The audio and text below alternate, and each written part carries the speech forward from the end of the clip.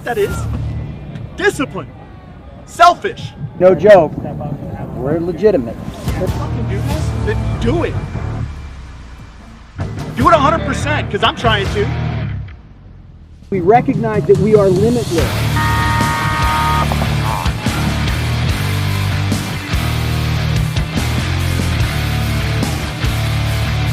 You gotta be a champion to become a champion, right?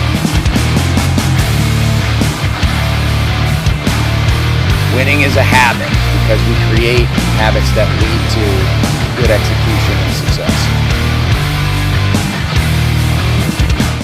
Welcome to the Coaches Show, episode 14. I'm Coach Mike Bianca of the New Orleans Hurricanes, and my co-host is Coach Ryan Gray of AC Diesel.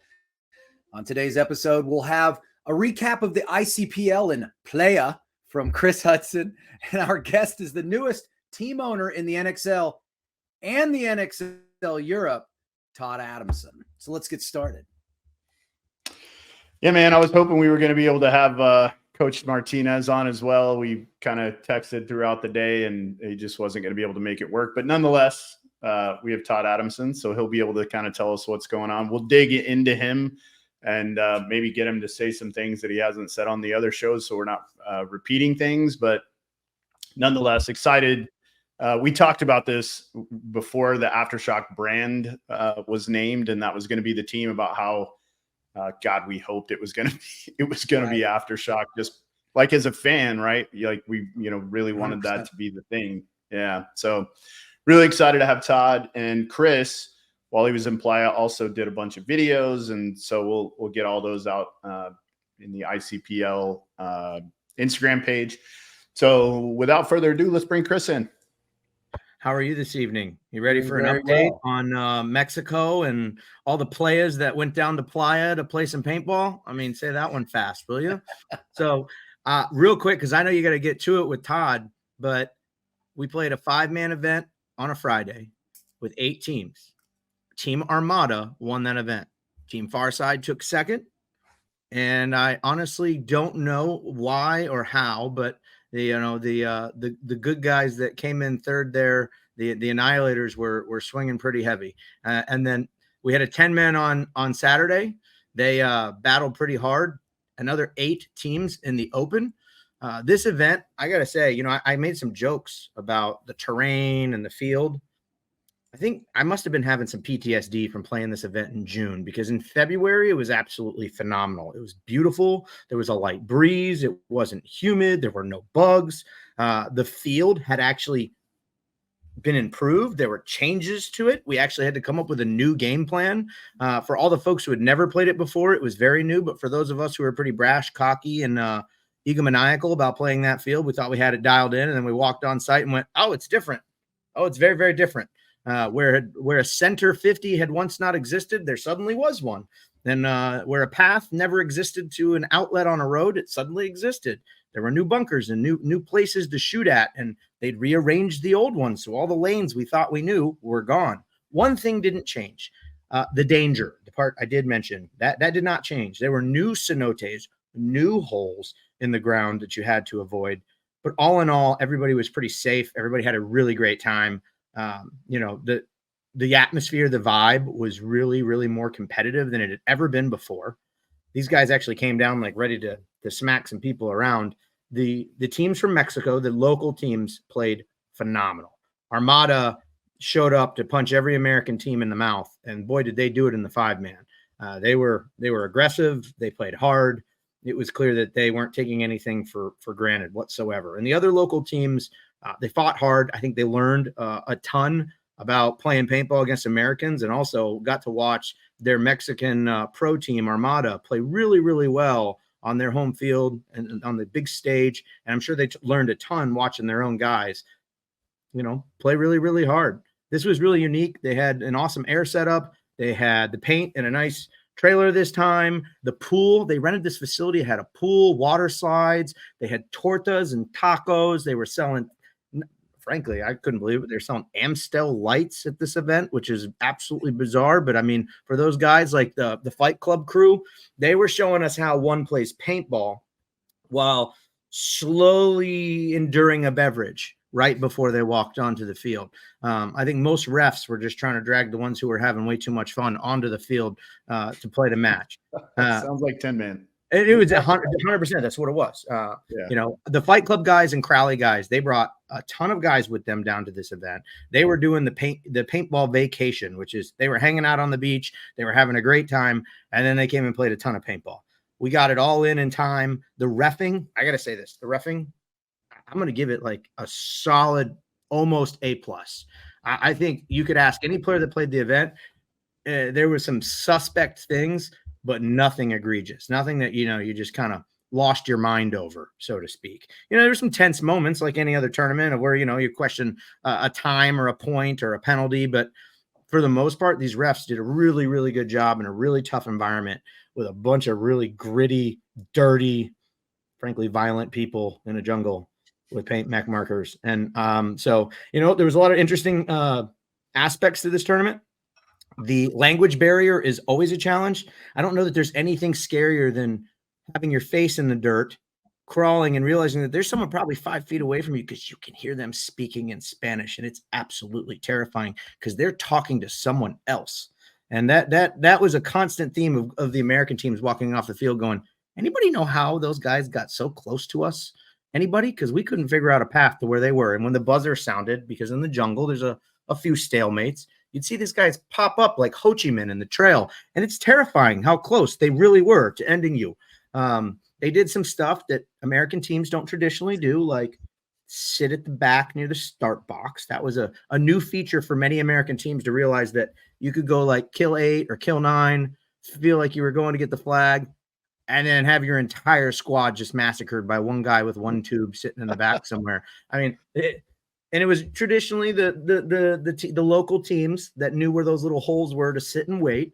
Most American guys just ran down there, tried to grab the flag, and just got chopped to pieces. I mean, that was a pretty constant theme. So the Spanish teams did much, much better. I think if you get the vibe going forward, I think I did some videos, Ryan and Mike. I think you're going to see some folks really talk about how exciting it is to be down there. I even had a chance right before the 10-man started to talk to Rocky Cagnoni, who was down there, not playing, just down there hanging out. That's how much he really likes going down to the tournament in Playa del Carmen. You know, it was a battle for the ages. I'm glad it's over. I was fortunate to be on the winning side with Farside. We took first place in the 10-man. Super pumped about that. We had a really big struggle with some gross majors, if you will, in the final match. One of my good friends was able to get his second gross major of the day on us. I was collateral damage yet again. And I really thought with 30 seconds left that they had stolen it out from, like, literally taken it from our hands. And I mean, these guys were shooting laser beam like autocockers at us because it's Fight Club, right? That's what they shoot. A bunch of those guys shoot gnarly autocockers and blow holes through the canopies and just crush you. But when you lose 4 or 5 guys in the first, 60 seconds, when you were playing a hold play in the jungle, which is not a very good strategy, I'm just going to be honest. It worked, but it was not a very good strategy. They almost got us with like 10 seconds left, almost got the whole thing. That's classic 10-man paintball. The clock matters, the points matter, all the little details matter. And it was a phenomenal time. So it was Sounds like you guys should cheat less. At least that one guy should cheat less. I'm going to stay with his story, which is that it was spray. That's okay. That's the story. And I didn't see anybody try to wipe anything. I just think that they are aggressive in asking him to leave the field, and he was not doing so multiple times. And I think that, that's what it was. Now, in fairness, because he's going to look back and want to know if I said this honestly and openly, myself and Corey Field were guilty of team kills. I murdered this guy who got the gross major in the back of the head. So I kind of deserved it later when I was collateral damage on the penalty, but I also got it a little later too from Corey Field, who team killed me. That's the jungle. You can't see the jerseys. People stand up out of anywhere and paint's flying. And sometimes you just give somebody a little extra just to make sure, in case, it doesn't matter if they're yours or the other team. You just give them a little extra just to make sure. So to clarify, the first gross major he got wasn't because you shot him. No. But I was the embarrassing guy on the field who started screaming at him going, "That's a major, pull that guy." And he looked back at me and he's like, I'm like, "Oh, hey, that's you. Hey, sorry to Baldo, my bad." And the ref looks at me and goes, no penalty on amigo by amigo. And I went, I appreciate that. I was wrong. I shouldn't have called for the major on my own guy created by me. I shouldn't have done that. That was a poor form move. Poor form. After we walked off, he just sort of looked at me, and I didn't have a lot to say other than I'm sorry. I mean, that was it. That's all I could say. Well, let's check out the video with Rocky. Absolutely. All right, ladies and gents, Chris Hudson coming to you from Playa del Carmen, Playa Paintball Park, here just about an hour south of Cancun. It's the first event of the 2024 ICPL season. It's an affiliate. It's a 50-point event. Everybody's down here to try to see if they can make this the first one that counts for the season. Everybody's super excited. We're playing in a very thick jungle. And I'll tell you, the folks down here, besides the Fight Club guys, are really, really nice. All those other guys, and I only say that because they're sitting right here. So just to give you a quick little, hey, here's what's going on. Here's what we're doing down here in Mexico. I brought the one guy who's not playing, who has a non-biased opinion, because I'm wearing that jersey. So, ladies and gentlemen, Rocky Cagnoni. What's up, everybody? Yeah, what's going on? Why are we here? Why are you here? Why aren't you in gear? Well, first of all, I'm injured. Everybody knows that. But the reason why we're here is because of paintball. And second of all, is to have fun. And the people down here, they put on an awesome event. Raul, great event. You come down here, cut loose for a little bit, play some paintball, and it's mech, man. The ICPL's doing it right. It's bringing us all old guys back, right? And we love it. And I'm not playing. I just came to hang out with the boys and drink some cervezas, man, and wreck scooters. So you are, though, the 10-man reigning champion here, correct? Oh, yeah, I totally forgot about that. We are Team Misfits. We won last year. Fortunately, the team didn't come, but I came down here because it is that awesome, and we have a good time. So tell us a little bit about the field, because we don't want to ask the players to give away the secrets. So tell us a little bit about what this field behind us looks like, what it feels like, how hard it is to play. Well, most of you guys are too young to understand this, but it's literally nom, baby. It's nom. It's thick. It's treacherous. It's really a jungle, and it's tight and thick, and you got to pick your shots. You got to know those blind shots, and it's tricky, man. It's not like our fields back in America. You got to work at this, and the field's almost split up in two fields. It's so thick, but it's fun, man. So next year, you guys, if not just for the partying and just hanging out with everybody, you got to come down here. And like I said, I'll be here every year as long as they have it. You heard it here. Rock will be here every year. Every year. Along with his new brand there, bring it back with Dark, Ed Portman and Dark, Buddy baby. Bauer. Yep. Dark's coming back. It's an awesome event. Got Jason Trozen down here, Raul Arbara, Jimena Arbara, and the Team Armada won the 5-man yesterday. Congratulations. We're hoping congratulations. We're hoping that's not the case today, at least for me. But we'll see you guys on the other side. Thanks for tuning in. Well, as you see, Rocky had a blast. You got a quick little glimpse of what was going on. You got to hear about just the vibe and why he wanted to be there, why other players want to be there. You heard his pitch to bring more players down to this type of an event. We're very fortunate that the ICPL does affiliates like this in really unique locations. You know, there's a good mix between foreign and domestic affiliates that the ICPL is doing. You got to go get your 50 points. You got to do it somehow. And you got to pick one of these events. I think the next one coming up is the California event. And then after that, it's on to Vegas for the Invitational. But you got to pick one, and you got to get it in before you get to the season championship, because they take your highest affiliate score, and they're going to take your major, and then they're going to make you fight it out in the championship. And hopefully you've got enough points and you do well enough at the championship to carry you through. But people are real stressed out about getting those points. Everybody's trying to pick the right event to go play.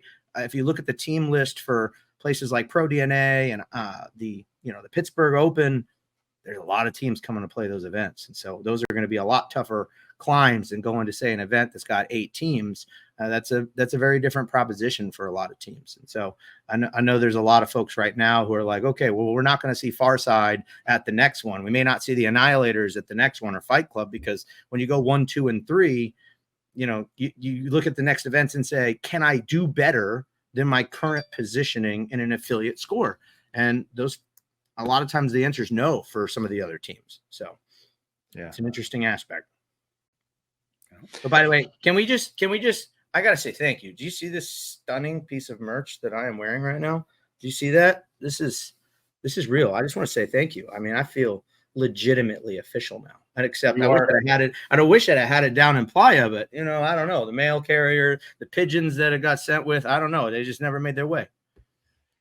Yeah, I'll tell the guy who sent it. He probably should have done that a little earlier. But yeah, you are officially official. That's what I'm talking about. You know what's great too, when you're wearing that shirt, you can go anywhere you want on the venue because it says Major League Paintball on the sleeve. Is that like a real thing? Yeah, just like at World Cup, we walked around everywhere. You can go. We went in every pit. We walked in and out of all these places. Never got asked for my pro coach ID. I just walked in behind the booths in the super secret sections. It was awesome. I'm gonna have to give that a try in Vegas. Some people. Private restrooms. Now that's a coveted thing at a tournament. Those clean restrooms are a coveted thing, or cleaner restrooms. Absolutely. Well, man, I mean, Vegas is coming up, so maybe I'll try it there. Vegas is starting to fill out. I think there's 10 teams that have signed up now for the Invitational. They're going to cap it at 16, so only 6 teams left to go. And they're doing the prelims on Friday. They're doing the playoffs on Sunday. And we'll see if any of the folks that are currently registered for California that will play this event before Vegas do well enough that they decide to then not play Vegas, or some of those teams that are currently listed for California don't do well, then decide they want to play Vegas. Because those 2 events are West Coast, there's a strongly likelihood that a good chunk of the same teams will try to figure that out for those 2 events. Yeah, that makes sense. Yeah. Excellent. Yeah. Man. Hey, before we let you drop off, I want to bring Todd in because he's, I've heard him talk on other shows about this superstructure, of management and helpers. And I think you may be aware of how some of that works because I think you may be a part of it. So before we drop you off, I'm going to bring Todd on so we can talk a little bit about what this structure is and how it works and what are the roles and responsibilities of these people and who they are and all that good stuff. Bam. The man of the hour. Hello, guys. Todd. Guys. All right, Todd. What is this management superstructure we keep hearing about? Well, it was a conceived theory back after World Cup that if I could surround myself with the right personnel, we could pull off some pretty miraculous things, or that anybody that wanted to harm me couldn't get to me because I had enough people around me that would find me, and I would just push them down as I was getting away and surviving. So no, we have with the little organization that we like to call it, some pretty unique individuals in our camp that have been with us, either ex Aftershock guys or ex all players that have been in the sport and that are involved in whether it's my wife's the Femme Fatales or the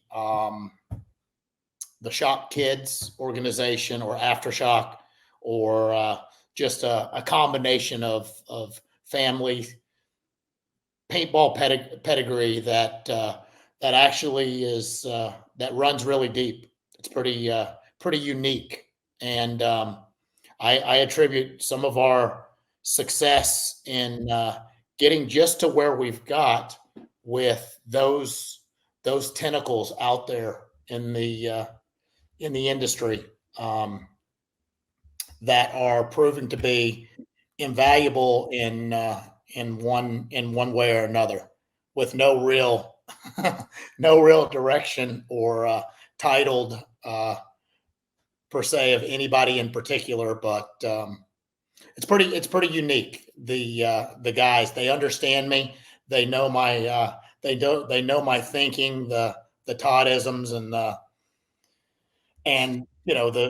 the fire that when I get on something that we really want to put it to the test, we're going to go over and above probably even farther than we should in some aspects, and they know which ones to that are fixing to fall off, and they catch those juggling balls and put them back into spinning again.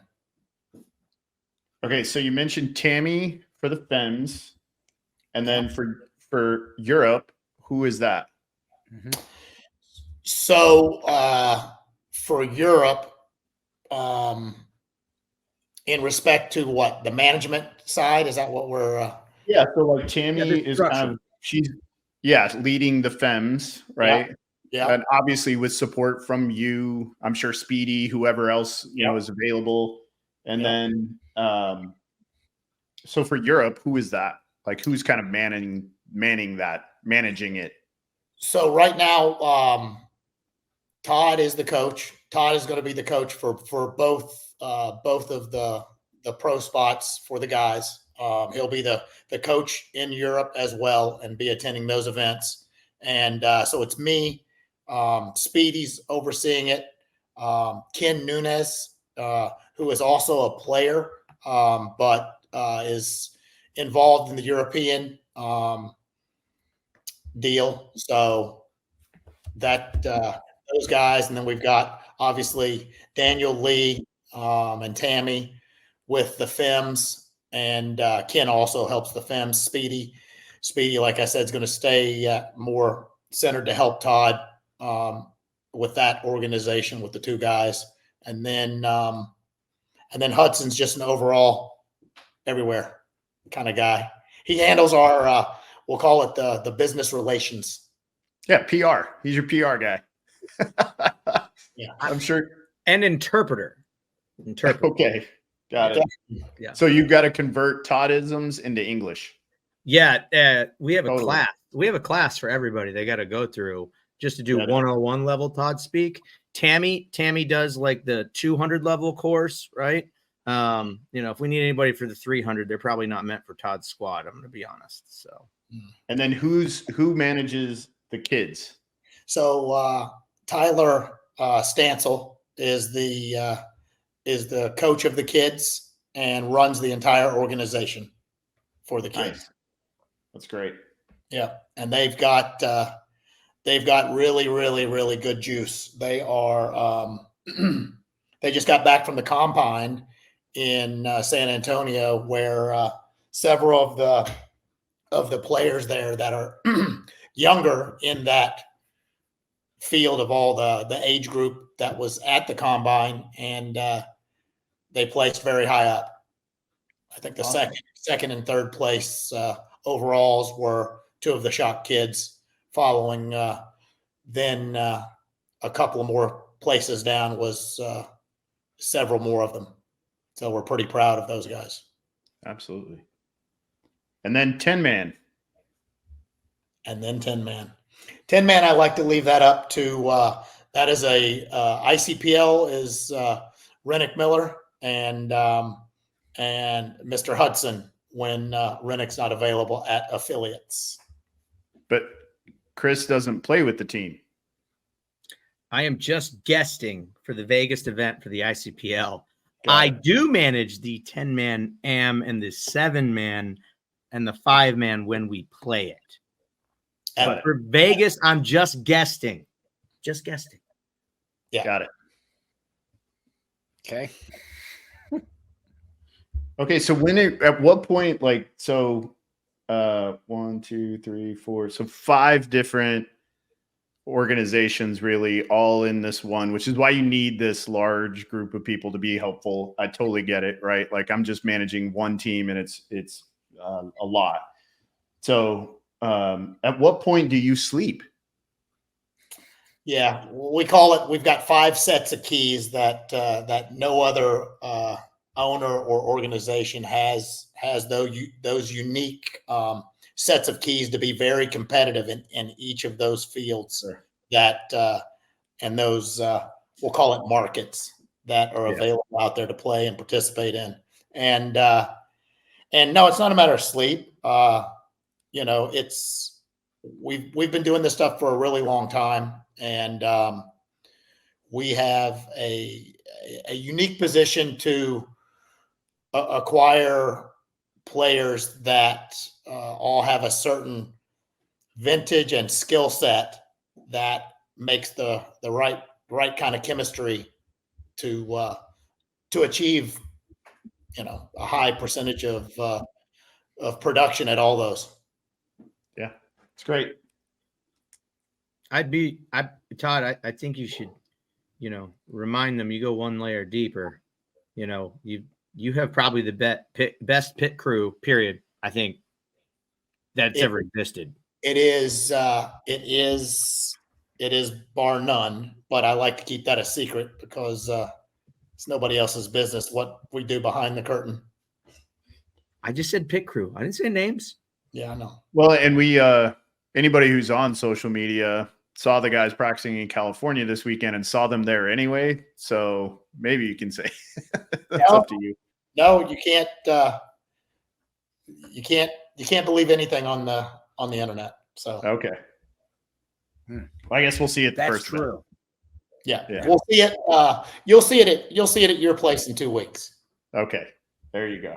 The official total full power will be at Paintball Fit 2 weeks.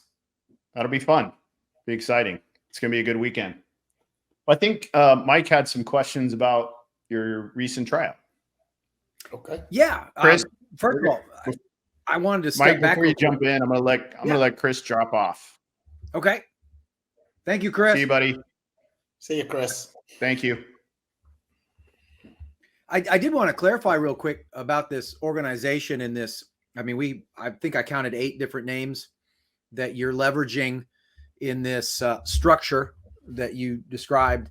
I mean, does it basically come down to, Todd, simply a hierarchy aspect? I mean, Ryan asked, when you sleep, are you basically just getting updates because a lot of these guys are autonomous in what they're doing because you trust them to do what they've been doing because you've known them for so long? So it's really more of a check-in and you're yay, nay, and moving on. Yeah, exactly. I mean, these guys know, we've set up some goals to try to get taken care of before we actually even get, the car up to speed. And we check in once a week to see those. A lot of it right now is actually getting some outside industry activity, not just for us and our organization, but for paintball, the entire league and the industry in general, to help finance some of the things that we're looking to do that are outside of the box. So I can't really explain a lot of that, but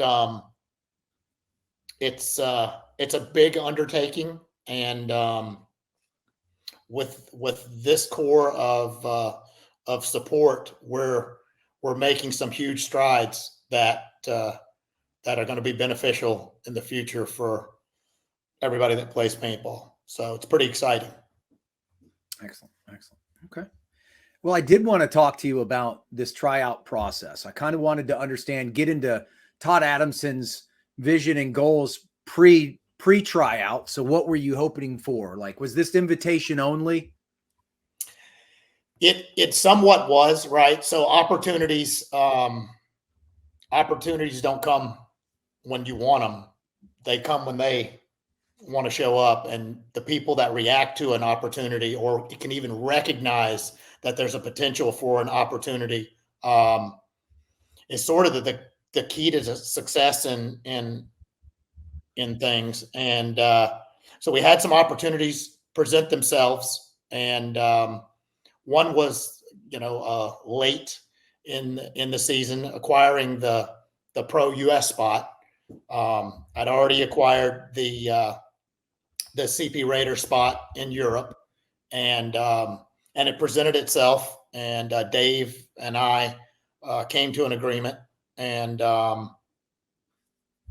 so that started very quickly the momentum for okay, now we have a set of keys to this, but we don't have a car. We don't have a car. We don't have any fuel. We know where we want to go. We know how we want to go, So, again, opportunities pop up. The delay in opportunities make me miss a couple of things and drop a couple of things, but you can't be greedy. And so I was able to set up the tryouts with the people that I was able to select. I really got solicited a lot. I'm not very good at social media, and a lot of stuff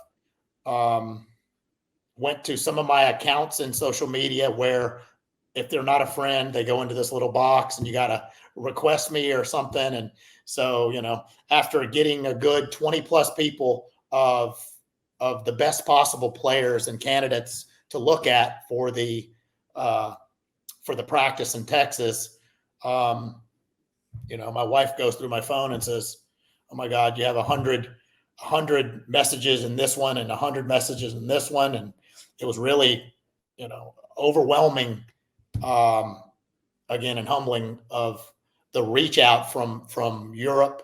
A lot of good players in Europe and South America. We had one guy from Mexico that I had come out to the tryout. He played very well. He was injured, so it he didn't get a good shake, but that is what it is, because I can't wait. And so we got that's how we sort of put the tryout together. Well, you mentioned Dave, and for our listeners, I assume you're talking about Dave Youngblood of Die Enterprise, Dave Youngblood Enterprises. Nope, incorrect. No? I was talking about Dave Pando, the owner Dave Pando. of Level. Okay, that's right. Level. Right, former owner of Level. Cool. And the reason why I made that leap, right, Todd, and I'm a naturally curious guy. So when I heard Dave and you were talking about, hey, these things, it was moving this direction, it got me thinking, and I started going, okay, well, we ended up with a high percentage of the 2020 Ironman roster.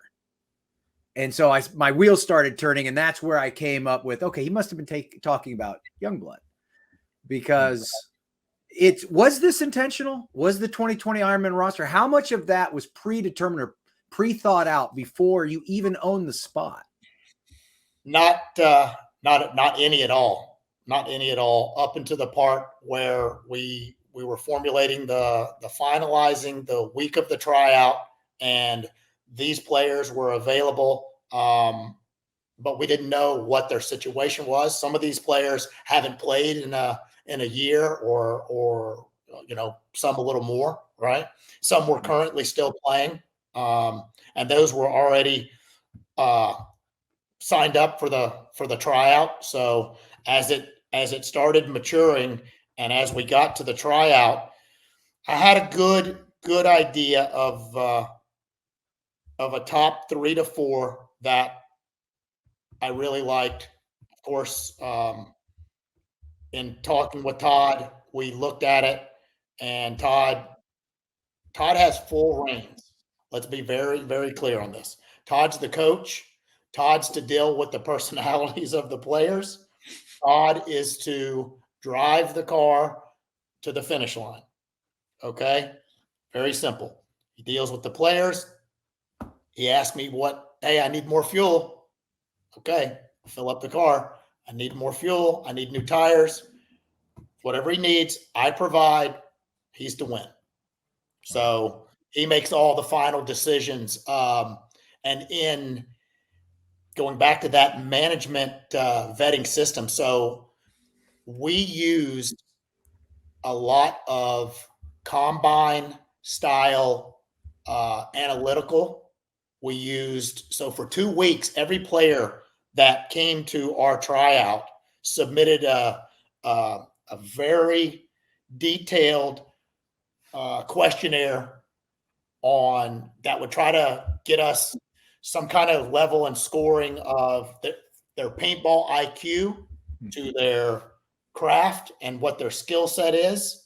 what their worst skill set is and what their worst off paintball stuff is, right?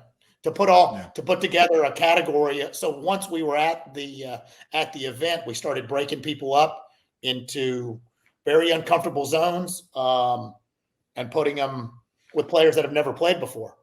Hey, you're a snake, or as we said earlier, as we were talking, you got a snake player, a Dorito guy, you got a guy that's, shoots off the break, I don't want to hear, well, I didn't do good at this today because, I never played with Ryan or Mike. Right. What they got to do with anything. You're here to go there and do the best you can. Don't worry about anything else. We're smart enough. We had six staff with clipboards in the freezing weather, writing down for about 9 hours everything that happened with everybody. And so kind of a psych eval, right? You kind of did a predetermined psych eval on each player, which might lend itself to seeing who would play well with each other, who might get along, who would fit into the culture. That's incredible. That's very impressive. It wasn't. Let's not go too far, but it was. We had enough information where we know, we could tell where the cream was going to rise to the top, right? Right. So we already had our ideas, and then again, like I said, we're coming under this, formulation of, well, hey, these guys, we know that these players, given a little polishing, are going to do this. Mm-hmm. Okay. Yeah. We know these guys and these guys and these guys. And, there was a total not, even playing field of gene pool. So, I have some of our favorites were the Misfit Kids, right? So we had Adler and Ben Slofer, and Adler Dodson, Ben Slofer, and Alex Barker. And there's one more. I forget. And I think Trent played with them a little bit, Trent Nita, back. But they, Sean had stopped the team, and they were available. So he helped them get out to the event, and we picked up a couple of those guys. Now those guys haven't been announced yet because we're doing we're sort of integrating some stuff, and I'm giving you guys a little juice because this is unknown stuff, and you guys have obviously got me talking and just cornered me. So this won't go live until next Tuesday. So yeah, it's all good. It's all good. Yeah. So probably those guys will be announced by then, maybe. We're whether we're going to announce them or not, because we put our 10 out, right? We're going to use them for Europe for sure. I was going to say the differentiation. You've announced your 10 pros for Aftershock here in NXL, and now you're going to announce your NXL Europe team, correct? So I had, again, I have 2 sets of keys. I have all these fantastic people at this one private setting, and I got the best competition in the world. I got Blast Camp, who's going to swing at every pitch because that's all they know how to do. And they're already know if they don't learn right away and are able to maintain that kind of pressure, they might have a rough year. So they came out swinging, and they played really good all day. And X Factor with their new additions and their pickups are fire. They're going to be very, very good. So with that, I was able, and I explained it to them right off the get that morning, that Saturday morning, and I told everybody, I said, hey, we're looking for a handful of people to finish up this pro Aftershock US team, but I have 0 people other than 1 for 2 for Europe. And so I was able to pull our entire, I was able to complete everything I needed to do and the Europe deal we won't divulge till probably after Vegas, I would say. It's a good time, good timing. 2 quick questions to clear up this the tryout. So it was held at X Factor Park, correct? Correct. And that was purposeful since it was more of a centralized in the nation kind of thing to bring people in. It definitely was centralized, but and they wanted to host us. So okay, excellent. And I bet you thought it was going to be warm. Yeah, it tricked me. Yeah, it gets you every time. But to Alex, you know where it's always warm? Louisiana.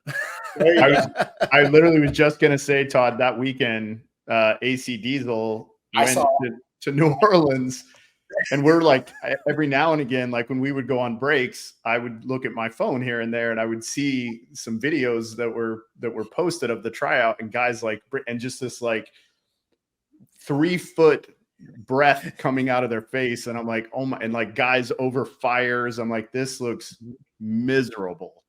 But I was also going to say, I love it, right? Because it also kind of gives you an idea of who the soldiers are, right? Like, who are the guys that, like, no matter what the condition is, no matter how hard it is, aren't going to bitch and complain and make excuses. They're just going to go out and do the work. We call that grit. We were looking for the grittiest players, and they gotta be hardened to that, because nothing on Aftershock is ever easy, even when it's easy. Trust me. Even when you could, you're winning everything. It's just there will be chaos somewhere around you. So you have to you just got to be on point all the time if you're going to be in our camp. Yeah, I love it. So last question regarding that. So we'll be announcing sometime possibly after Vegas your European team. You said you're about 2 players short on that. What positions are you short in? And any room for a 51-year-old 3? Yeah, got a lot of those. Come on, Ryan. I think what he was saying is he already has 2 guys on the roster, and the other guys he was picking to fill out the roster at the tryout. I know. It was, you got to take your shot. So sorry, Mike. You're not going to be making the team this time. I know everybody wants to go to Lisbon and France and England. If I was those guys on the U.S. team, I'd have been like, no, please get my spot to those guys. I'll trade with them. Three events to World Cup. That's right. I coached in Europe last year, and we had a very similar situation with Notorious, where we had a European team and an American team, which he does again this year. And my excitement about having both of those was the ability to use the European roster as kind of my building grounds for my projects, right? Like, these guys are really close to where they can play in America, but they need to be groomed, and I need to have more time with them, where it's not like they're going to come here and take time away from my US guys in a practice, spin opportunities away, especially on field layout weekends. But it gives me also more time to not have to coach my US guys at one time and my Europe guys at one time. If I get them over there, and we would go out, the week before and play, the layout weekend. And then, they get the layout for 4 weeks over there, but we would show up and play against the team who'd been playing it for 4 weeks. So we had to be really quick at picking things up and development and watching. And anyway, nonetheless, it didn't really, with that group, it didn't really work the way I wanted to work. The roster just kept turning over, and it was really challenging. There just wasn't enough support there. But I think the way you're doing that, if that is your plan, to kind of use that as your place to kind of plug a couple of guys in who you see potential future in the US, and put them over there where they can work with Todd, develop, they can create relationships, and then bring them to America. I think that is a fantastic plan. Yeah, we're excited about it. Europe, we are very, very, with the team that we will announce, we are very, very excited for that team that we had the opportunity to put together. So nice. I think it will surprise some people, and once they hear it and understand it, they'll be like, oh man, that's just looking for the top 4. I'm not greedy. I just want to be in the top. You're kind of greedy. You want 2 teams at World Cup. We know what's happening here. Yeah, exactly what I want. Now, hang on. But it's probably going to be the top 3 this year, right? Because if they're bringing the Latin American team, which they just announced last week, I believe, Correct. or 2 weeks ago. I believe they'll bring one Latin American team and then 3 Europe teams. So you got to be in the top 3, I think. Well, potato. I'll change. Get a little greedier, Todd. Yeah, no, I'll politic that. I'll have that changed by whatever. I'll get that change right back. That's not what. Once I agreed to the deal, that wasn't in the cards. So if they want to take one potential spot away, I'll have to tax them a little bit, but that's all right. Sure. Believe it or not, if you could actually believe it or not, I was politicked the day that came out about South America. That I would assure you, 5 players from South America contacted me to make the Aftershock South American team, and literally they would be phenomenal. And those guys cross over to Europe on different little aspects, each of them, and they're nasty. So Well, Shallow has to be on that. I'll get it one way or the other. For sure he does. Yeah. Well, nonetheless, that's it's really exciting. I think the structure is great, and it had to be really challenging having 28 or whatever the number was. I think I've heard people are so funny. You know, you hear they're 22 and people are like, "Oh my God, there were 40 people there." It's like, get out of here, knock it off. It was. I don't know. Hudson would know. He had all the paperwork. He did all the literally. Tyler and Chris and Daniel and Ken for 2 weeks did real analytical work on these guys to, put together some type of structure to where once we were there, they watched players. They looked up players, historical stuff that they could find, on Go Sports or whatever, even semi-pro stuff. And, it was dumbfounded. I was super impressed by the technology that the way they did it, and then humbled again by them doing it right. So it was a real honor to have them help. I love that you've used the word humble a couple of times, and I'm stepping out as the competitor side, because as a competitor, I want you to lose real bad. Right. As a fan, though, of the game, and somebody who, kind of grew up watching Aftershock, played against you guys multiple times with Texas Storm. Like I'm glad that you're using the word humble, but the reality is people love those teams, right? Like have emotional connections to them because of their experiences growing up in paintball, right? Like the year that Shock got relegated was it was heartbreaking for lots of people. It was and obviously as an alumni and somebody who put so much blood, sweat, and tears into building that, I know what we're talking about, and in a much more intimate way. But the reality is the outpouring that you're seeing is because fans are so excited. They're elated that you guys are returning, and I think literally the day that you bought the team, I was texting with Mike and several others going, "Oh my God, I hope this is Aftershock. Oh my God, I hope this is Aftershock." Right? Almost like that kid, who was 20, you know what I mean? Like that kind of giddiness about, "Oh my God, I hope this ends up being Aftershock." And then to now see kind of its formation, and I know Mike has some questions about a couple of the players, but to kind of see the formation and bringing in a guy like, Todd Martinez, who, I think he had some challenges but we know who he is. We know what he can do. He's done it with multiple organizations over the years.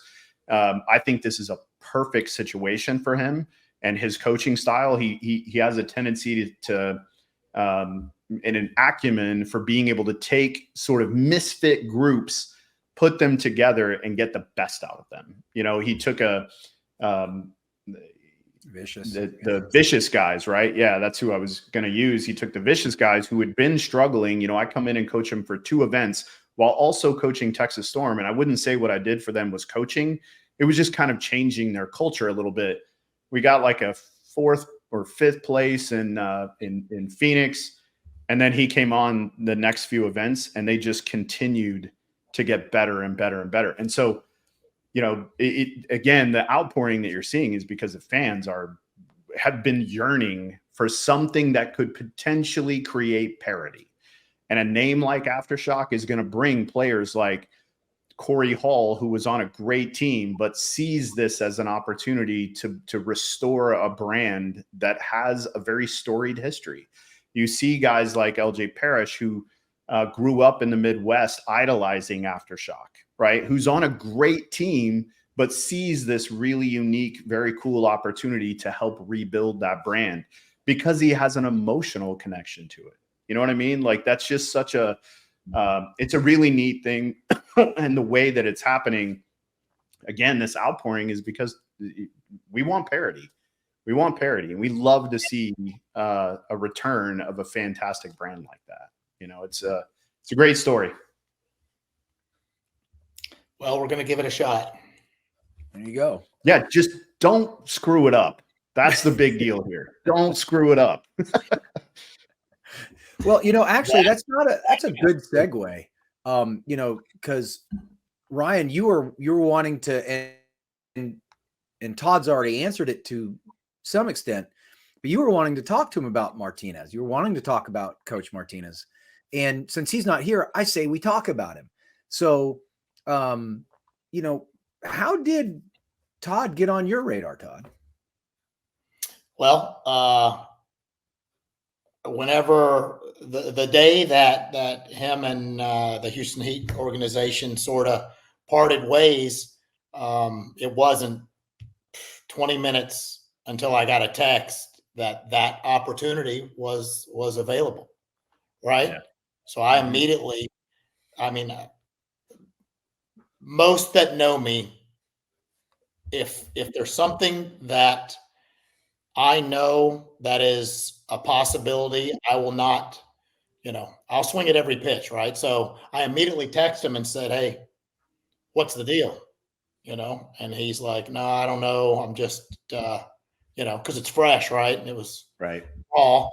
And I was like, "Well, I have the spot, so I'd love to have you." Todd and I won World Cup together. We played together. Mm-hmm. We played on lots of teams together, and overseas, Aruba, all over the place. And we sort of grew up together. And he gets me. He knows what's up. And so he, took a little bit, and he reached back out and he said, "So we're going to do this?" And I said, "Yeah, we're going to do this.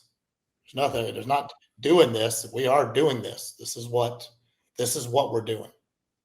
Yeah. He said, All right. So that was it. I said, "That's it. Then, here's the list of the 20 plus people that are coming out. And as soon as you get off your cruise at 7 a.m. with your family for a week from Cancun, from Tampa, Florida, you're going to get on a plane and kiss your kids and the wife, and I'll see you in beautiful San Antonio." For the balmy 38 degrees. And there he was, 6 hours later after his delay, he was there. 4 o'clock in the afternoon. Yeah. Yeah. So there he was. And I gave him all the management guys. And I said, here's the gist of it. These guys are smart. They know what's up. And they sat there for, 2 or 3 hours. We went to dinner, came back, and he said, "Everybody back again the next morning. I want to see them all again." So there they were. And then we started running them through scenarios, and he was driving from there. And I went and sat in the truck with the heater. Yeah, good on him. So I assumed that there was discussion about making a first cut probably Saturday night, but because he wasn't there, he wanted to yeah, good for him. That's great. And it was because, I had told the guys, I said, "Listen, let's everything we're doing is pressed for time because we're behind the 8 ball. But that's the cards. So you want to make a hand out of it, make a hand out of it." make the best you can make out of it. So I pushed the guys and I said, hey, everybody here needs to really leave it all out here today. Today could be your only day, and if you get called back if you get called back for tomorrow, then they get called back for tomorrow. And so did you use like the stat sheets from BKI, or did you guys create your own player to player? Yeah, we created all our own. Would it be okay if we get some of those and we'll mark the names out, or blank ones that we can share with our audience so that they can kind of see because I think that kind of information about running a tryout is so important, right? Like, they are available on diepaintball.com for $9.95 Aftershock, and you can just download them, and everybody can have them. Only kidding. No, I'll let you information a heart attack, man. I'm like, wow, what a pitch. Yeah. We give them away here. Everything's for sale. Absolutely. I get it. You can have all those old sheets. I think they're at that Marriott that we stayed at, but still, we'll get them. Yeah, no, we try to give some content, some resources to coaches and players as often as possible. And with a tryout process, I think a lot of times teams will run tryouts and it's all emotion based. They watch a player and they see a guy or a girl do something really spectacular one time, and now they have a highlight reel that they're kind of playing over and over again, and they forget about the other 8 points that player didn't do anything or got shot out of their spot in a stupid gunfight, or and so we talk a lot about data here, right? Like, don't make emotional decisions, use the data. The data doesn't lie, right?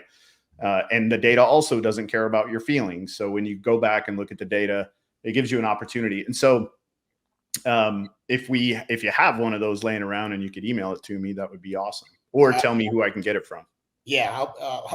Hudson and Tyler both have all those stat sheets. Tyler was the one that accumulated, but literally the Daniel Ken, we took these sheets and just developed the cleanest way to try to collect the most data, accurately as possible, and then be able to tabulate it at the end of the day without going through, 400 different things.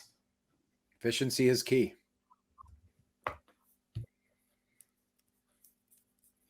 Did you want to keep going down that route, Ryan, with your questions?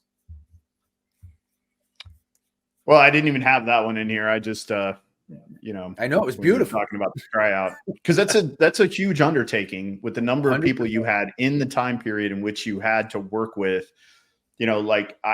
Normally when I do a tryout, it's 2 or 3 guys, right? I don't want any more than that. I think, we went to play the Hurricanes and I had 4 guys trying out. And to be honest, I felt like that was almost too much, because it was so hard for me. I'm flipping sides back and forth, to watch the guys who are playing on the Dorito side. And then I'm going back to the Snake side. And then at the same time, it was the first practice I'd seen of my group. So I'm also then trying to watch, the guys that are on my roster, right? Yep. So that I can kind of figure out, are you in the right position? Do you need to be playing somewhere else? I know you've been doing this for 10 years, but maybe that's not who you are, right? Maybe that's not I see you actually, you can find the diamond that's just been covered in mud, and looks like a rock, a piece of coal. And totally. Hey, how about you go over here and try this? Yeah. Yeah. I think you're really. Oh, no, I don't do that. No, I don't do that. No. You play paintball. That's what we said. There's no real. That's why we ask them their craft. I'm snake, these kids and whoever made up these 1s, 2s, and 3s. I was out of it. I come back and I was like, "What you do?" I'm a 2. I was like, I was part of that 1, 2, and 3 thing. What's he talking about? I was like, what does it even mean? What are you talking about? And and they're like, well, he's a mid player, as opposed to a front or a back player. Why don't we just take what was broke with that? Yeah, nothing. It just made it much more. It made it faster to be able to put data on paper. That's really what by using 1, 2, and 3, it made it faster to be able to track data. So, you know, like back in the day, we used to use things like Monday, Tuesday, Wednesday, like across the field. This was Monday, this was Tuesday, this was Wednesday, this was Thursday, this was Friday, this was breakfast, this was lunch, this was dinner. Like that was just so much, right? Like, so anything we could do to try to speed up a way to collect data, we did. So how you want to say it. If here's a good analogy for you, Todd. DM4, M3. Yeah. I get it. No, Right. I get it. Yeah, I get it, you know. But that says something if you could do all that we used to do Monday through Friday. Totally. Totally. 100%. You know, the more you press your brain, the more if you really work at it and you really want it to work and you really want to fucking learn something, then you'll learn it. And you'll learn it, and it'll be second nature, and it'll be just like this, and this is it, and this is it, and this repetition, and you know, consistency, and this, that, and the other. But if you want to simplify stuff and make it just because it's quicker, easier, you know, Wayne is smart, you know, keep dumbing it down, you know, soon we'll be fly, you know, like that little robot show that was some cartoon, and my son said, you know, this is how the future is going to be, and everybody's fat and they're riding around on hover things with computers, and their food comes and they don't do anything anymore. Everything's just completely dumbed down now with these, or, you know, with this or whatever, you know? Yep. I don't know. Yeah, it's certainly, paintball's one in the small mundane details, right? And you got to get into those details. There are parts of the game today that are certainly more complex than what we used to do, but not very many. Not very many. You know, we have more complex, smaller box, faster, smaller box, less people, you know? Well, the complexities are because things are happening so fast. That's where things get complex, right? You have to be able to make those very split decision, you know, fractional moment type things. That's where things are more complicated. Whereas, you know, back in the day, you had more time to process through things that were happening. Now it's like, I mean, things are just so fast. And so dumbing things down is certainly one way to say it, but it's really about being able to critically think through the information as fast as possible so that I can get to the conclusion that I need to. I mean, think about when a point is getting close to over. I normally start thinking about the next thing that I'm going to do before that point has ended. Right? Regardless of we win or lose, I'm already thinking, here's probably where our best opportunity for either a push, or I'm going to shoot this guy off the break, whatever the case may be. I'm already kind of thinking through that process because I know that as soon as this point is over, I could only have 45 seconds. If the next game or 30 seconds and then another 45 seconds. If this game, the point between us goes 30 seconds, I get 45 seconds. That's it. So I'm going to have just a fractional, again, amount of time to be able to tell all 5 guys, here's what we're doing. Here's how it's going to work. Here's what I want you to push. If this happens, then you got to do.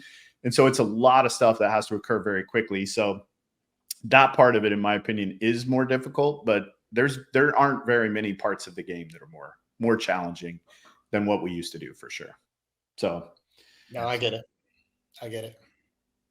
So let's talk a little bit about your first official everybody's going to be together practice. When is that going to be? Well, we've had some guys together last weekend. That's some of the pictures you guys saw. Our first official is going to be with you in 2 weeks. Okay. So the first time your group's going to be together is going to be the weekend before the layout drops at Paintball Fit in Dallas. Correct. Well, and then we go that following weekend after you guys. We'll go right to Vegas, and we'll stay in Vegas and grind straight through till the event because we're a little bit under the gun compared to everybody else's seeding time, should I say? Absolutely, yeah. Smart. So when you guys get to Paintball Fit, like what is the goal for that first weekend? So you guys, I assume, will probably do Friday, Saturday, Sunday, so you get a little time together by yourselves. We're coming in Thursday morning, and so we'll be fit Thursday morning and Friday, So Thursday morning straight through, Friday full day, and then see you guys Saturday, Sunday. So what's like, and this is really where I wanted to be able to ask Todd some of these questions, but for you as the owner, this is going to get us Todd's wheelhouse, but go ahead. A little bit, right? But you obviously have some expectation. You as an owner, what is the expectation when the guys show up? Like, what are you wanting to get? What would make you happy as an owner? Like at the end of Thursday, if you saw these couple of, key performance indicator things met, what would that look like for you? Well, I think we're just going to really, really work on fundamentals right away, Thursday and into Friday to some point. So we will get very gritty against each other and put basically sharpening the blades. So whatever their crafts are, we're going to really hone in those crafts and start building the blocks, right? And then once we've got our, we've already got the chessboard. We just need the right pieces to put together so we can start seeing what's jiving, what's complementing, who's rusty, who's not rusty, whose paintball IQ is on point, who's a little lethargic. And, again, that's all in Todd's wheelhouse. This is, he drives. So, Sure. But I'm assuming that's some of the stuff that the guys have all requested. They want that pure, raw, just get to it with each other for the first little setting. Yeah, I think I said that at a clinic I taught this past weekend. I said, what a lot of people see as elite performance is really just the fundamentals taking to their full potential. And I think the fact that you're getting your crew together and banging and having a two-day fundamental, back to basics is smart. Yep. Well, given the short, given the long tenor that some of these guys weren't together, I think that makes that really makes total sense. Yeah. So because of the roster being very similar to the 2022 roster, I know you have some additional pieces with Clay Hughes, the young man from Level, and I forget his name. Corin Weaver. Yeah. Weaver. And just an FYI, I was talking to him before you snatched him away from me, Todd. Yeah, it happens, bud. Opportunities. Yeah. Well, that's on you. That's not on me. We really like Corwin. He didn't get to play, I guess. And I didn't know a lot of the Level guys, but I'm very, very happy with a lot of the Level guys. And Corwin, I guess, had a bad injury and was out and came out. And on Saturday, played 2 points, was injured, hurt himself a little bit more. And so I was like, hey, listen, get off that, just back off and just chill out. And then he immediately put his stuff up and continuously went every point that was played, whether it was Level guys or anybody that was on the field. He was out there with them at the start box, sort of talking to them. And, that goes a long way. Oh, yeah. And that guy's going to be something special. We're pretty excited about that. I agree. Yeah. So you've got Corwin, you've got Clay. The rest of the roster is the 2020 Ironman guys, right? I believe so. That Trent team Nita wasn't, though. Trent. Yeah, that's right. Trent Nita. Yeah, Trent Nita was not. So is the idea because, and again, I'm just fishing here, but it seems like because you were coming in late that, and I think maybe this is what Mike's thought was with some of the questions he was asking earlier, but I don't want to speak for him, but because you were coming in late, it makes perfect sense to take some guys that have experience together and have won an event together to get ahead of the curve a little bit, to put yourself back in like, okay, we're not as far behind because we have all these guys that have played together before. And now we're just plugging a couple of pieces in. So look at it backwards. That's common sense, right? Oh, the big deal is the opportunity that those players were available and the coach became available to be able to put that together. Yeah. That's the opportunity. Yeah. You Sure. know? Yeah. Yeah. But that's what I'm It's asking is like, Well, no, but no, I mean, that's not the reason, you know? And again, some of the guys that came to the tryouts that I had scored in my head, just, you know, saying, you know, I don't know about this one, or I don't know about that one, and that were current playing that were picked were, you know, I didn't think they had stellar performances in the previous seasons. And I'll tell you, at the tryout, those guys rose to the top, and I was extremely impressed. And I was just personally not shocked, because I don't really get shocked too much, but in the world I live in, but I was impressed, and that makes me really, really excited for the potential. sure. Yeah. Real quick, we can go over the roster. Alex Rodriguez, LJ Parrish, Corey Hall, formerly of NYX, has joined the team, also from the 2020 roster. Thomas Kim comes out of retirement to play again.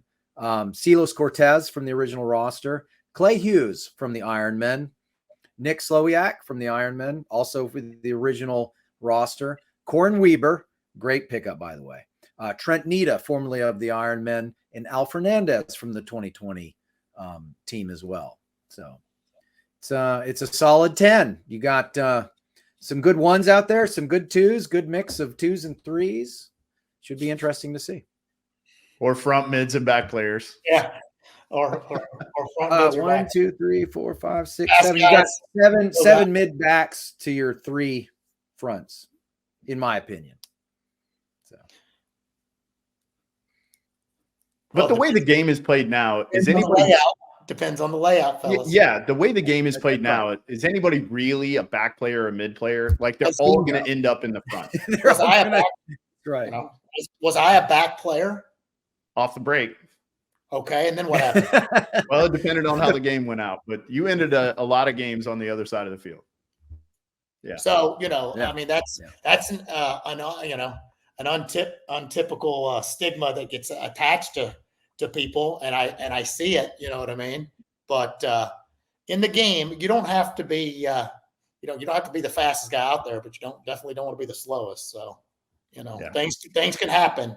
Your paintball IQ, even though, just like Ryan, you said, you know, things are happening at a much more rapid pace, a lot more variables involved in a situation where, you know, in an X-ball game where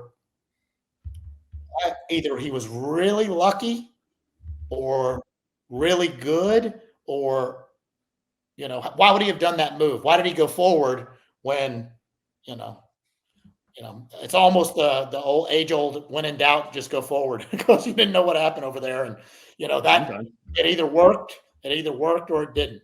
And more times than not, I'd say the tile will go to the aggressor. Yeah.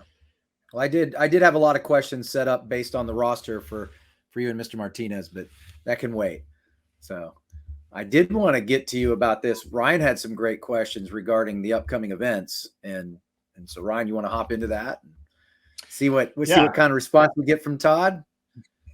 So let's talk about Vegas.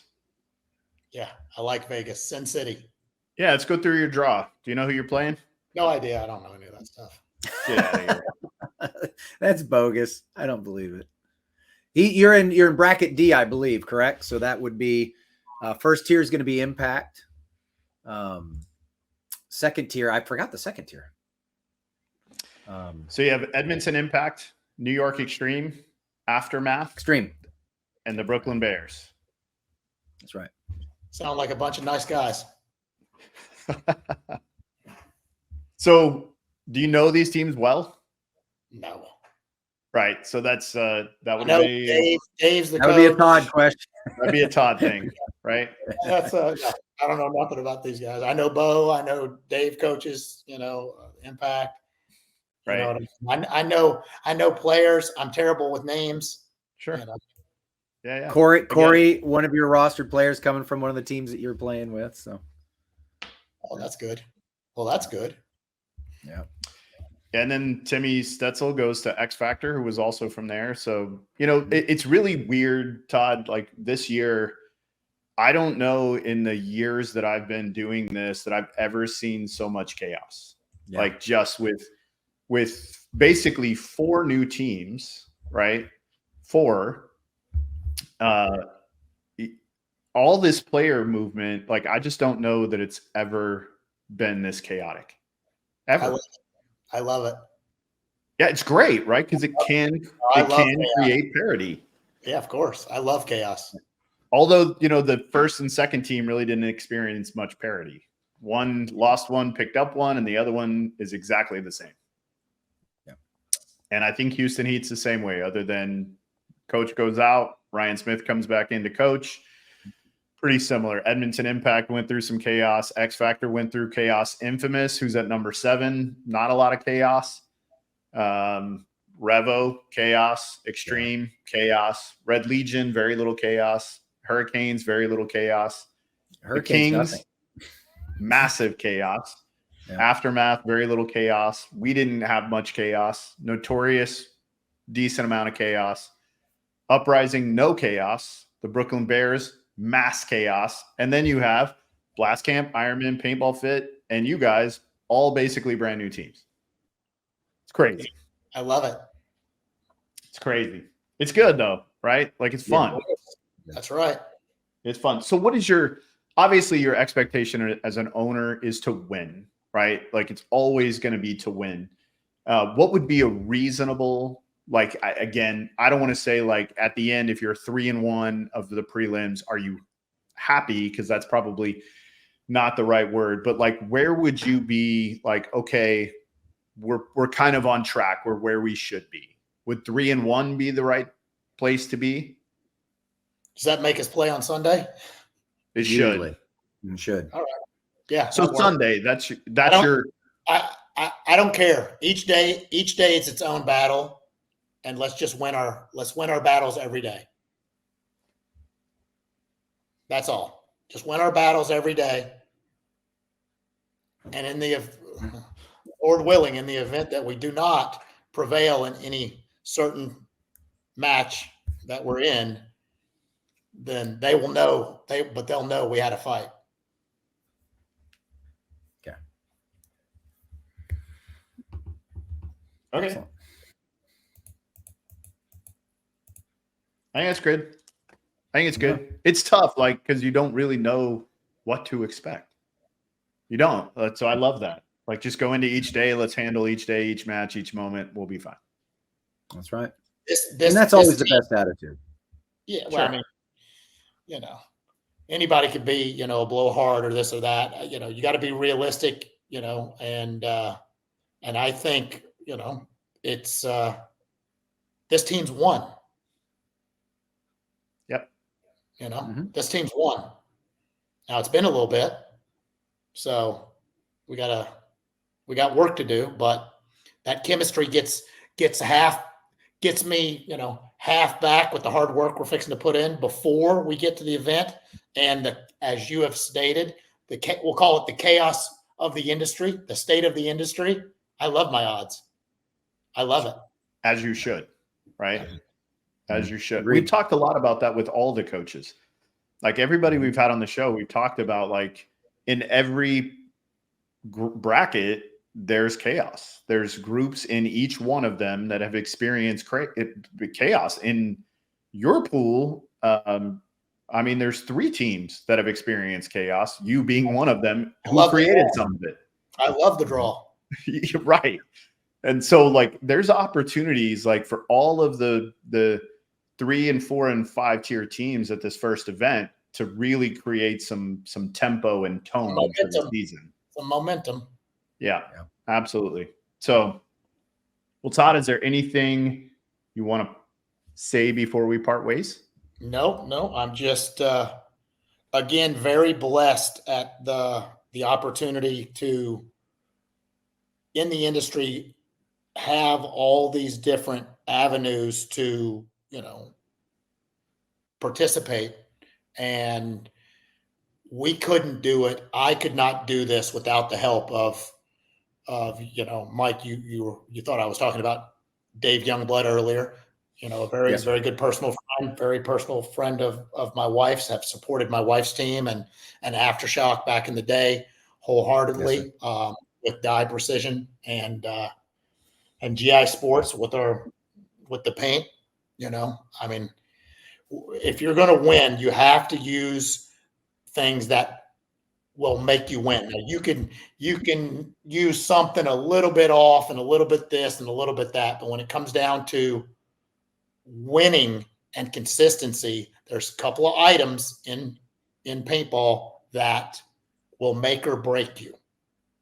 And obviously, the smart ones know what that is, and that's the paint. So we're blessed by GI Sports and Hormesis and all our other sponsors, and there's a lot. And again, like I said, it's awesome to have this opportunity to represent these companies on something that's going to be. I like it.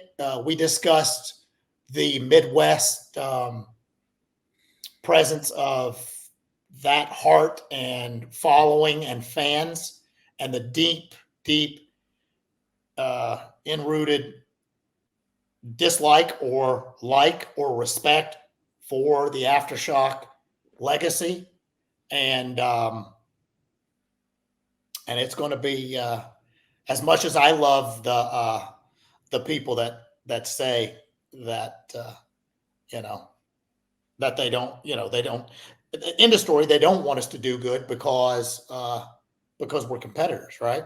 They can't say that we're going to do good, but they know what's coming. And the ones that boast the most about, they're not going to do good, or they're just this or that, those are the ones that fear us the most. And I can't wait to see those people. And yeah, you know who you are. I saw that one coming a mile away. As soon as he started in, I was like, I think I know where this is I was like, going. oh, here comes the slow mortar. Yeah. We'll have a place for him and Ronnie. We can take some Aftershock alumni. Oh my goodness, they're both really good players. They are fantastic. Yes, they are. Yeah. And again, that's one of the beautiful things of our game is, the stuff that happens inside the net. As soon as we all come out, we're all friends. Yeah, we're gonna. I'll buy a round at the bar every night. But in a Sunday morning, it's not a good place for you to be inside there. Sure. Yeah. Right. Well, again, man, I'm really excited to see kind of how this all plays out. I know obviously you've seen the outpour of not only congratulatory things, but just really people who are proud that the brand is back, right? It's almost like they are a part of it, right? And that's why I say proud, because it's almost like a piece of them, is kind of returned. And so it's really exciting what you're doing. And I don't know in my history in the game, and you may have one. I don't know that our sport at the professional level has ever been in the condition it's in right now. And I'm talking about the relationship the teams kind of have with one another, and then also the teams have with, Tom and Jason, and how open that communication seems to be. So you're coming back in at just the absolute perfect time, right? Like this kind of chaos and this kind of return is perfect for right now. It's perfect. Almost like it was scripted. Almost. Just lucky. Almost. Lucky. Well, brother, thanks again. We appreciate you taking some time with us this evening. I know it's late where you are, so it's good. I appreciate it. No, for sure. I'll see you Todd, in 2 weeks. It's an honor, sir. Mike, I would love to come to you guys here in the next little bit after Vegas. Maybe come for a weekend. Let's do it. Let's set something up. Every opportunity I get like this to learn and to be around people like yourself and Ryan, I'm doing it. So, yes, sir. Let's get on the horn and let's make that happen. Good deal. Good deal. For everybody watching, though, the practice is actually going to be next weekend because of when this show launches. So if you are around the Dallas-Fort Worth Metroplex and you want to come see what Aftershock looks like, come to Paintball Fit. You can see Fit, AC Diesel, and the return of Chicago Aftershock as a full group for the first time the weekend before the layout drops for Las Vegas. So it's going to be next weekend. Not 2 weeks. And that's weird sometimes when we film the show because it's the week before. So well, it's interesting because you'll be playing against a Die Factory team. I'll be practicing against a Die Factory team that weekend as well. The brand new Los Angeles Ironmen are coming to LAX. So nice. If you're in the Slidell, Louisiana area, swing on by if you want to see what the new Ironmen are looking like. All right. Thanks again, Todd. We'll talk soon. Thank you, guys. See you, buddy. You got it. Wow, that was fun. Oh, man. That was a lot of interesting insight there. You know, one of the things I've talked about a lot, you know, for every match, Ryan, that a team loses due to overconfidence, there's probably a lot more lost because of apathy. Oh, and I don't think Todd has that problem. So, you know, he's one of those guys that complimentary. I mean that in a complimentary manner, by the way. I know that absolutely. So yeah, he's one of those guys that's he's really good about understanding. He doesn't know what he doesn't know, and he's going to put people in the right place that can help support him and his vision. And again, like as a fan, I'm just terribly excited to see what they can do in Las Vegas, and until we have to play him, and then I don't want him to see him do well. But up to then, I'm excited for him. So yeah, absolutely. All right, man. Well, yeah, it's a good show. All right, so just really quickly, just kind of a reminder: don't forget about the summit. So Sunday night, big party. At the Sahara in Las Vegas. Tickets are on sale right now. They are only $15, and then you can hang around for Monday morning. The Summit Trade Show will be open to the public. Parts of the Summit Trade Show will be open to the public. There'll be a roundtable discussion with NXL Commissioner Jason Trozen and NXL President Tom Cole. So make sure you kind of stick around for that. They're going to be there's going to be a lot of discussion about potential maybe changes, maybe not. They just really want to, I think, maybe get the pulse of team representatives. So if you want to stick around, you absolutely should. And then right after that, hopefully it ends by then.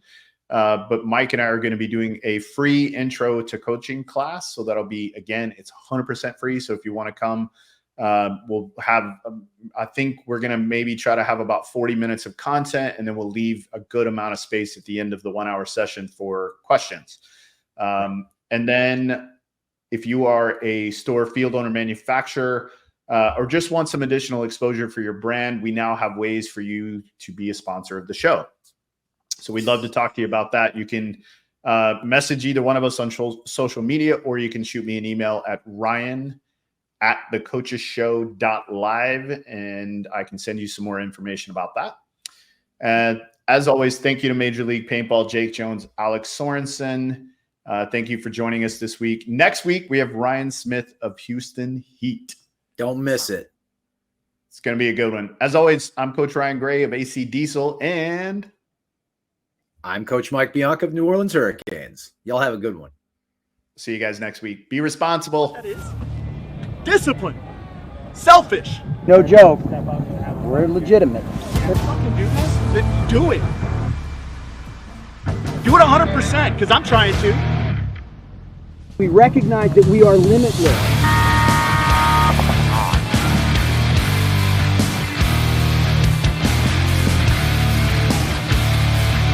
You got to be a champion to become a champion, right?